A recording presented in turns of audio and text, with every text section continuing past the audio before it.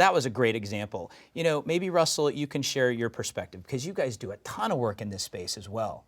So maybe just give the audience a little bit of a, a dialogue around what you're seeing in that market, and then maybe a couple of customer examples. Sure, Fred. You know, one thing we're seeing with our customers is just the basic challenge in terms of compliance, regulatory. Think food and product safety for a moment. You know, customers have to approach it, or CPG manufacturers have to approach it of not necessarily if there's going to be a recall, but when there's going to be a product recall.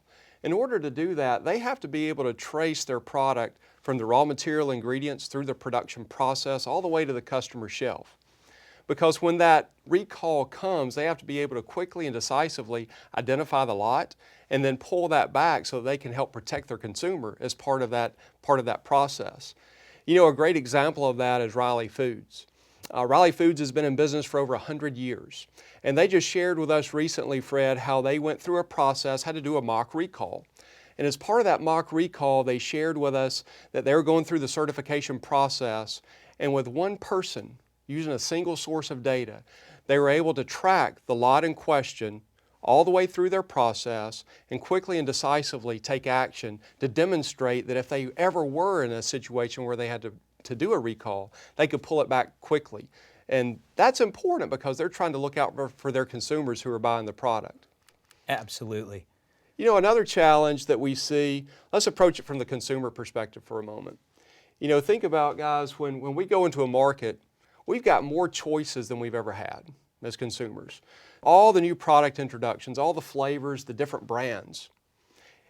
If I go in to buy brand A and it's not there, what am I going to do? I'm going to buy brand B, right? CPG manufacturers understand this challenge. They recognize that they've got to have the right product at the right price, delivered to the right place at the right time. John talked about the supply network, how you have to drive costs, drive time out of that supply network. Think about it just from a manufacturing perspective for a moment. New product introductions drive new ingredients. So I've got to manage those ingredients to make sure that I've got the right ingredients when I want to build my product so that I don't have stockouts. At the same time, new product introductions come, old products phase out.